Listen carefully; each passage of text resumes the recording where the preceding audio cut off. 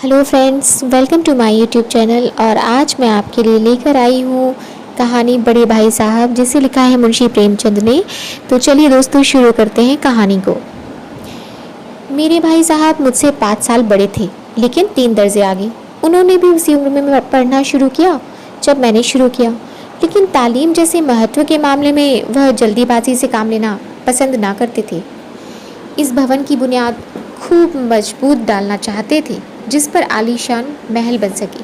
1 साल का काम 2 साल में करते थे, कभी कभी 3 साल भी लग जाते थे।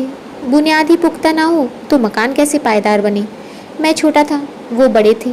मेरी उम्र 9 साल की, वो 14 साल के थे। उन्हें मेरी तंबीह और निगरानी का पूरा जन्मसिद्ध अधिकार था, और मेरी शालीनता इसी में थी कि उनके हुक्म को कानून समझूं। वह स्वभाव से बड़े अध्ययनशील थे, हरदम किताब खोले बैठे रहते, और शायद दिमाग को आराम देने के लिए कभी कॉपी पर, कभी किताब के हाशियों पर चिड़ियों, कुत्तों, बिल्लियों की तस्वीरें बनाया करते थे। कभी कभी एक ही नाम या शब्द या वाक्य 10-20 बार लिख डालते। कभी एक शेर को बार बार सुंदर अक्षर से नकल करते। कभी ऐसी शब्द रचना करते जिसमें ना कोई अर्थ होता, ना कोई सामंजस्य। मसलन एक बार उनकी कॉपी पर मैंने यह इबारत देखी: स्पेशल अमीना, भाइयों, दरअसल भाई, राधे श्याम। 1 घंटे तक इसके बाद एक आदमी का चेहरा बना हुआ था। मैंने चेष्टा की कि इस पहेली का कोई अर्थ निकालूं, लेकिन असफल रहा और उनसे पूछने का साहस ना हुआ। वह 9वीं जमात में थे और मैं 5वीं। उनकी रचनाओं को समझना मेरे लिए छोटा मोह बड़ी बात थी। मेरा जी पढ़ने में बिल्कुल ना लगता था। 1 घंटा भी किताब लेकर बैठना पहाड़ लगता था। मौका पाते ही हॉस्टल से निकलकर मैदान में आ जाता और कभी कंकरियाँ उछालता, कभी कागज़ की तितलियाँ उड़ाता, और कभी कोई साथी मिल गया तो पूछना ही क्या। कभी 4 दीवारी पर चढ़कर नीचे कूद रहे हैं, कभी फाटक पर वार उसे आगे पीछे चलाते हुए मोटर कार का आनंद उठा रहे हैं। लेकिन कमरे में आते ही भाई साहब का रौद्र रूप देखकर प्राण सूख जाते। उनका पहला सवाल होता, कहाँ थे? हमेशा यही सवाल इसी ध्वनि में पूछा जाता था, और इसका जवाब मेरे पास केवल मौन था। ना जाने मुंह से यह बात क्यों ना निकलती कि जरा बाहर खेल रहा था। मेरा मौन कह देता था कि मुझे अपना अपराध स्वीकार है, और भाई साहब के लिए इसके सिवाय और कोई इलाज ना था कि रोष से मिले हुए शब्दों में मेरा सत्कार करें। इस तरह अंग्रेजी पढ़ोगे तो जिंदगी भर पढ़ते रहोगे और एक हर्फ ना आएगा। अंग्रेजी पढ़ना कोई हंसी खेल नहीं है कि जो चाहे पढ़ ले। नहीं, ऐरा गहरा नत्थु खैरा सभी अंग्रेजी के विद्वान हो जाते। यहाँ रात दिन आंखें फाड़नी पड़ती हैं और खून जलाना पड़ता है, तब कहीं जाकर यह विधा आती है। और आती क्या है, हाँ, कहने को आ जाती है। बड़े बड़े विद्वान भी शुद्ध अंग्रेजी नहीं लिख सकते, बोलना तो दूर रहा। और मैं कहता हूँ, तुम कितने गूंगे हो कि मुझे देखकर भी सबक नहीं लेते। मैं कितनी मेहनत करता हूँ, तुम अपनी आंखों से देखते हो। अगर नहीं देखते तो ये तुम्हारी आंखों का कसूर है, तुम्हारी बुद्धि का कसूर है। इतने मेले तमाशे होते हैं, मुझे तुमने कभी देखने जाते देखा है? रोज ही क्रिकेट और हॉकी मैच होते हैं, मैं पास नहीं फटकता। हमेशा पढ़ता रहा हूँ, उस पर भी 1-1 दर्जे में 2-2, 3-3 साल पढ़ा रहता हूँ। फिर तुम कैसे आशा करते हो कि तुम यूँ खेलकूद में वक्त गवा कर पास हो जाओगे? मुझे तो 2 ही 3 साल लगते हैं, तुम तो उम्र भर इसी दर्जे में पड़े सड़ते रहोगे। अगर तुम्हें इस तरह उम्र गंवानी है तो बेहतर है घर चले जाओ और मज़े से गुल्ली डंडा खेलो। दादा की गाढ़ी कमाई के रुपए क्यों बर्बाद करते हो? मैं यह लताड़ सुनकर आंसू बहाने लगा। जवाब ही क्या था? अपराध तो मैंने किया, लताड़ कौन सही। भाई साहब उपदेश की कला में निपुण थे। ऐसी ऐसी लगती बातें कहते, ऐसे ऐसे सूखते बाण चलाते कि मेरे जिगर के टुकड़े टुकड़े हो जाते और हिम्मत छूट जाती। इस तरह जान तोड़कर मेहनत करने की शक्ति मैं अपने में ना पाता था, और उस निराशा में जरा देर के लिए मैं सोचने लगता, क्यों ना घर चला जाऊं। जो काम मेरे बूते के बाहर है उसमें हाथ डालकर क्यों अपनी ज़िंदगी खराब करूं। मुझे अपना मूर्ख रहना मंजूर था, लेकिन उतनी मेहनत से मुझे तो भाई चक्कर आ जाता था। लेकिन घंटे 2 घंटे बाद निराशा के बादल फट जाते और मैं इरादा करता कि आगे से खूब जी लगाकर पढ़ूंगा। चटपट एक टाइम टेबल बना डालता, बिना पहले से नक्शे बनाए, बिना कोई स्कीम तैयार किए काम कैसे शुरू करूं। टाइम टेबल में खेल कूद की मद बिल्कुल उड़ जाती। प्रातःकाल उठना, 6 बजे मुंह हाथ धो नाश्ता कर बैठ जाना, 6 से 8 तक अंग्रेजी, 8 से 9 तक हिसाब, 9 से 9:30 तक इतिहास, फिर भोजन और स्कूल। 3:30 बजे स्कूल से वापस होकर आधा घंटा आराम, 4 से 5 तक भूगोल, 5 से 6 तक ग्रामर, आधा घंटा हॉस्टल के सामने टहलना, 6:30 से 7 तक अंग्रेजी कंपोजिशन, फिर भोजन करके 8 से 9 तक अनुवाद, 9 से 10 तक हिंदी, 10 से 11 तक विविध विषय, फिर विश्राम। मगर टाइम टेबल बना लेना एक बात है, उस पर अमल करना दूसरी बात। पहले ही दिन से उसकी अवहेलना शुरू हो जाती। मैदान की वह सुखद हरियाली, हवा के वो हल्के हल्के झोंके, फुटबॉल की उछल कूद, कबड्डी के वो दांत घात, वॉलीबॉल की वह तेज़ी और फुर्ती मुझे अज्ञात और अनिवार्य रूप से खींच ले जाती और वहाँ जाते ही मैं सब कुछ भूल जाता। वह जानलेवा टाइम टेबल, वह आँख फोड़े पुस्तकें किसी की याद न रहती और फिर भाई साहब को नसीहत और फजीहत का अवसर मिल जाता। मैं उनके साय से भागता, उनकी आंखों से दूर रहने की चेष्टा करता, कमरे में इस तरह दबे पाँव आता कि उन्हें खबर ना हो। उनकी नज़र मेरी ओर उठी और मेरे प्राण निकले। हमेशा सर पर नंगी तलवार सी लटकती मालूम होती, फिर भी जैसे मौत और विपत्ति के बीच में भी आदमी मोह और माया के बंधन में जकड़ा रहता है, मैं फटकार और घुड़कियाँ खाकर भी खेलकूद का तिरस्कार ना कर सकता। सालाना इम्तिहान हुआ, भाई साहब फेल हो गए, मैं पास हो गया और दर्जे में प्रथम आया।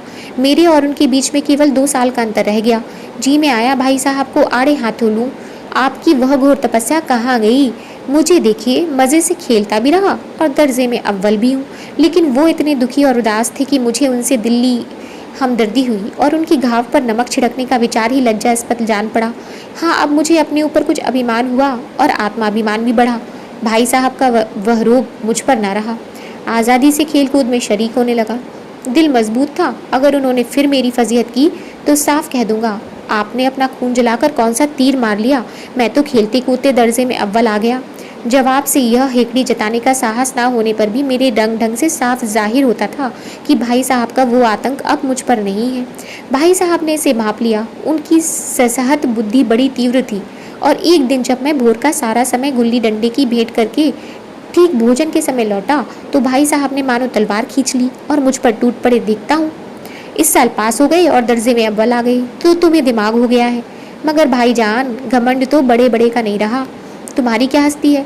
इतिहास में रावण का हाल तो पढ़ा ही होगा। उसके चरित्र से तुमने कौन सा उपदेश ले लिया, या यूं ही पढ़ गए? महज इम्तहान पास कर लेना कोई चीज़ नहीं, असल चीज़ है बुद्धि का विकास। जो कुछ पढ़ो उसका अभिप्राय समझो। रावण भूमंडल का स्वामी था, ऐसे राजा को चक्रवर्ती कहते हैं। आजकल अंग्रेजों के राज्य का विस्तार बहुत बड़ा हुआ है, पर इन्हें चक्रवर्ती नहीं कह सकते। संसार में अनेकों राष्ट्र अंग्रेजों का आधिपत्य स्वीकार नहीं करते, बिल्कुल स्वाधीन है। रावण चक्रवर्ती राजा था, संसार के सभी महीप उसे कर देते थे। बड़े बड़े देवता उसकी गुलामी करते थे, आग और पानी के देवता भी उसके दास थे। मगर उसका अंत क्या हुआ? घमंड ने उसका नाम निशान तक मिटा दिया। कोई उसे एक चुल्लू पानी देने वाला भी ना बचा। आदमी जो कुकर्म चाहे करे पर अभिमान ना करे, इतराए नहीं। अभिमान किया और दीन दुनिया से गया। शैतान का हाल भी पड़ा ही होगा। उसे यह अनुमान हुआ था कि ईश्वर का उससे बढ़कर सच्चा भक्त कोई है ही नहीं। अंत में यह हुआ कि स्वर्ग से नरक में ढकेल दिया गया। शाहिरूम ने भी एक बार अहंकार किया था, भीख मांग मांग कर मर गया। तुमने तो अभी केवल एक दर्जा पास किया है और अभी से तुम्हारा सर फिर गया। तब तो तुम आगे बढ़ चुके। यह समझ लो कि तुम अपनी मेहनत से नहीं पास हुए। अंधे के हाथ बटेर लग गई, मगर बटेर केवल एक बार हाथ लग सकती है, बार बार नहीं। कभी कभी गुल्ली डंडे में भी अंधा चोट निशाना पड़ जाता है, उससे कोई सफल खिलाड़ी नहीं हो जाता। सफल खिलाड़ी वह है जिसका कोई निशाना खाली ना जाए। मेरे फेल होने पर ना जाओ। मेरे दर्जे में आओगे तो दांतों पसीना आएगा। जब अलजबरा और ज्योमेट्री के लोहे के चने चबाने पड़ेंगे और इंग्लिस्तान का इतिहास पढ़ना पड़ेगा। बादशाहों के नाम याद रखना आसान नहीं। 8 हेनरी को गुजरे हैं। कौन सा कांड किस हेनरी के समय हुआ, क्या यह याद कर लेना आसान समझते हो? हेनरी 7वें की जगह हेनरी 8वां लिखा और सब नंबर गायब। सफाचट, सिर्फ भी ना मिलेगा, सिफर भी। हो किस ख्याल में हो?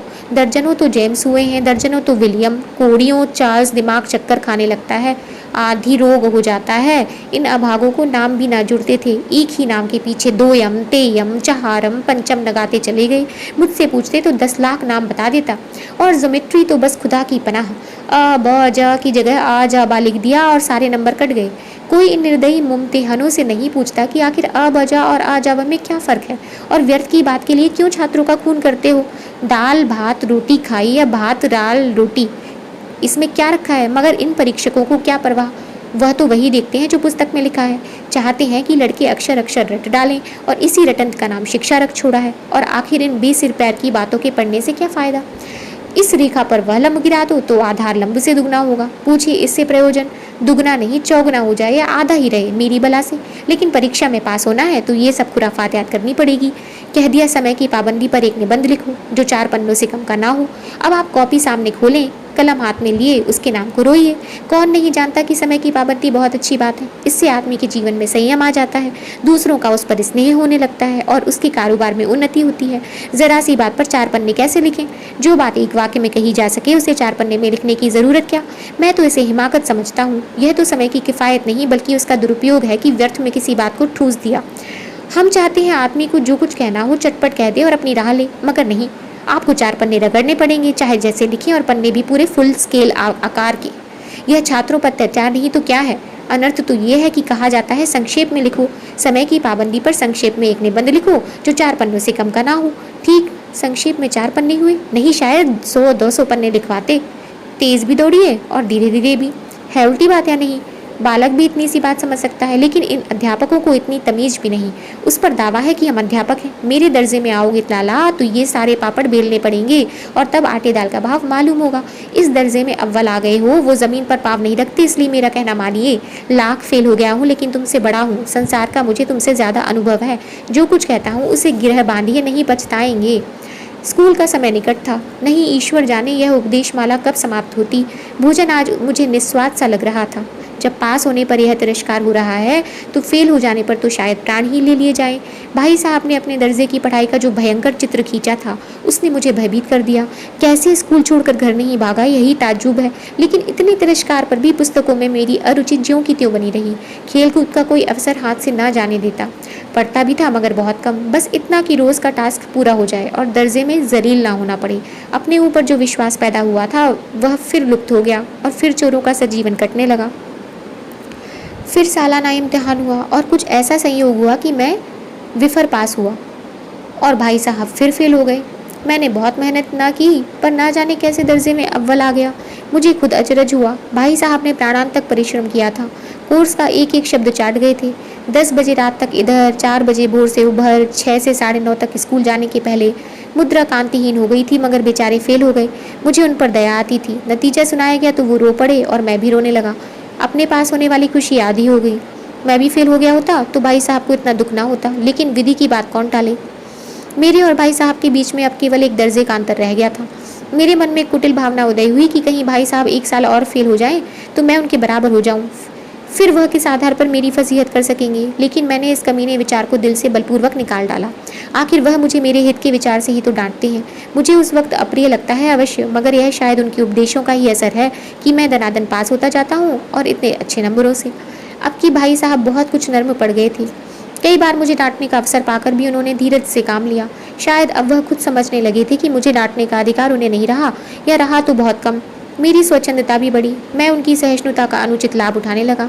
मुझे कुछ ऐसी धारणा हुई कि मैं तो पास हो ही जाऊंगा, पढ़ूं या ना पढ़ूं मेरी तकदीर बलवान है। इसलिए भाई साहब के डर से जो थोड़ा बहुत पढ़ लिया करता था वो भी बंद हुआ।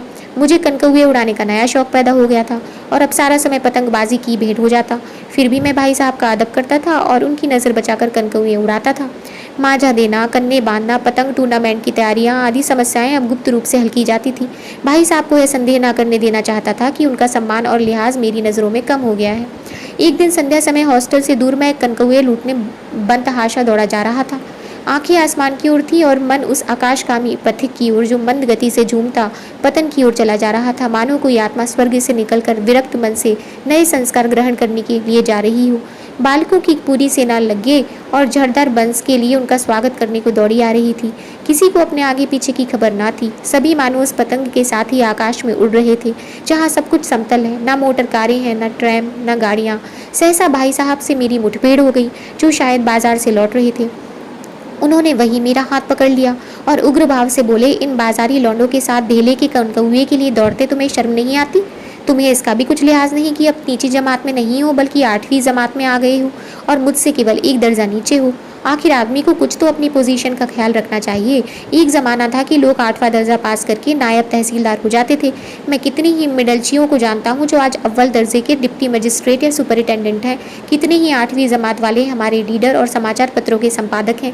बड़े बड़े विद्वान उनकी मातहमी में काम करते हैं और तुम उसी 8वें दर्जे में आकर बाजारी लौंडों के साथ कनकौए के लिए दौड़ रहे हो। मुझे तुम्हारी इस कम अकली पर दुख होता है। तुम ज़हीन हो, इसमें शक नहीं, लेकिन वह जहन किस काम का जो हमारे आत्मगौरव की हत्या कर डाले। होगे। तुम अपने दिन में समझते होगे कि मैं भाई साहब से महज एक दर्जा नीचे हूँ और अब उन्हें मुझको कुछ कहने का हक नहीं है, लेकिन ये तुम्हारी गलती है। मैं तुमसे 5 साल बड़ा हूँ और चाहे आज तुम मेरी ही जमात में आ जाओ और परीक्षकों का यही हाल है तो निस्संदेह अगले साल तुम मेरे समकक्ष हो जाओगे और शायद 1 साल बाद तुम मुझसे आगे निकल जाओ, लेकिन मुझ में और जो 5 साल का अंतर है उसे तुम क्या खुदा भी नहीं मिटा सकता। मैं तुमसे 5 साल बड़ा हूँ और हमेशा रहूँगा। मुझे दुनिया का और ज़िंदगी का जो तजुर्बा है तुम उसकी बराबरी नहीं कर सकते, चाहे तुम एमएट, टीएल, डीफिल, डीलिट क्यों ना हो जाओ। समझ किताबें पढ़ने से नहीं आती। हमारी अम्मा ने कोई दर्जा पास नहीं किया और दादा भी शायद 5वीं जमात के आगे नहीं गए, लेकिन हम दोनों चाहे सारी दुनिया की विधा पढ़ लें, अम्मा और दादा को हमें समझाने और सुधारने का अधिकार हमेशा रहेगा। केवल इसलिए नहीं कि वे हमारे जन्मदाता हैं, बल्कि इसीलिए कि उन्हें दुनिया का हमसे ज़्यादा तजुर्बा है और रहेगा। अमेरिका में किस तरह की राज्य व्यवस्था है और 8वें हेनरी ने कितने विवाह किए और आकाश में कितने नक्षत्र हैं, यह बातें चाहे उन्हें न मालूम हो, लेकिन हजारों ऐसी बातें हैं जिनका ज्ञान उन्हें हमसे और तुमसे ज़्यादा है। दैव ना करे आज मैं बीमार हो जाऊं तो तुम्हारे हाथ पैर फूल जाएंगे। दादा को तार देने के सिवा तुम्हें और कुछ ना सूझेगा, लेकिन तुम्हारी जगह पर दादा हो तो किसी को तार ना दे, ना घबराए, ना बदहवास हो। पहले खुद मर्ज पहचान कर इलाज करेंगे, उसमें सफल ना हुए तो किसी डॉक्टर को बुलावेंगे। बीमारी तो खैर बड़ी चीज़ है, हम तुम तो इतना भी नहीं जानते कि महीने भर का महीने भर कैसे चले। जो कुछ दादा भेजते हैं हमें उस 20-22 तक खर्च कर डालते हैं और पैसे पैसे को मोहताज हो जाते हैं।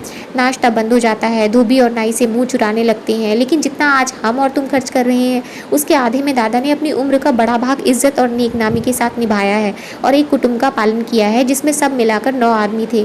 अपने हेडमास्टर साहब को ही देखो, एमए है कि नहीं, और यहाँ के एमए नहीं ऑक्सफोर्ड के। 1000 रुपये पाते हैं, लेकिन उनके घर इंतज़ाम कौन करता है? उनकी बूढ़ी माँ। हेडमास्टर साहब की डिग्री यहाँ बेकार हो गई। पहले खुद घर का इंतज़ाम करते थे, खर्च पूरा ना पड़ता था, कर्जदार रहते थे। जब से उनकी माताजी ने प्रबंध अपने हाथ में ले लिया है, जैसे घर में लक्ष्मी आ गई है। तो भाईजान यह ज़रूर दिल से निकाल डालो कि तुम मेरे समीप आ गए हो और अब स्वतंत्र हो। मेरे देखते तुम बेराह नहीं चल पाओगे। अगर तुम यूँ ना मानोगे तो मैं थप्पड़ दिखाकर इसका प्रयोग भी कर सकता हूँ। मैं जानता हूँ तुम्हें मेरी बातें जहर लग रही हैं। मैं उनकी इस नई युक्ति से नतमस्तक हो गया। मुझे आज सचमुच अपनी लघुता का अनुभव हुआ और भाई साहब के प्रति मेरे तन में श्रद्धा उत्पन्न हुई। मैंने सजल आंखों से कहा, हरगिज़ नहीं, आप जो कुछ फरमा रहे हैं वो बिल्कुल सच है और आपको कहने का अधिकार है। भाई साहब ने मुझे गले लगा लिया और बाल कनकाए उड़ान को मना नहीं करता। मेरा जी भी ललचाता है, लेकिन क्या करूं? खुद बेराह चलूं तो तुम्हारी रक्षा कैसे करूं? यह कर्तव्य भी तो मेरे सर पर है। संयोग से उसी वक्त एक कटा हुआ कनकौआ हमारे ऊपर से गुजरा। उसकी डोर लटक रही थी। लड़कों का एक गोला पीछे पीछे दौड़ा चला आ रहा था। भाई साहब लंबे हैं ही, उछल कर उसकी डोर पकड़ ली और बेतहाशा होटल की तरफ दौड़े। मैं पीछे पीछे दौड़ रहा था। तो ये थी कहानी बड़े भाई साहब। दोस्तों, अगर आपको ये कहानी अच्छी लगी हो तो प्लीज़ इसे लाइक और शेयर करना ना भूलें और ऐसी अच्छी कहानियाँ सुनने के लिए मेरे चैनल को सब्सक्राइब करें। Thank you.